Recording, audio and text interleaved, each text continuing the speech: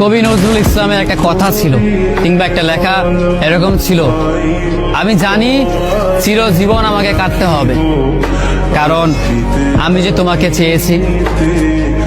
আসলেই আমি যে তাকে চেয়েছি এই জন্য আমাকে সারা জীবন কাটতে হবে, কারণ আমি তাকে কোনোদিন পাবো না, আর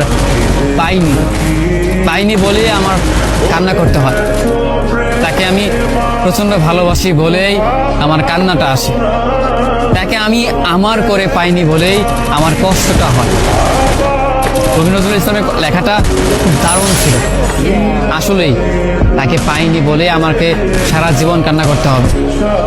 যদি সে আমার এই ভালোবাসাটা বুঝতো, আমার এই অসীম ভালোবাসাটা বুঝে আমাকে একটু বলতো যে আমি অন্যদের মতো কখনোই তোমাকে ছেড়ে যাব না, তাহলে বিশ্বাস করুন পৃথিবীতে হয়তো আমার চাইতে সুখী মানুষ আর কেউ হতে পারতো না।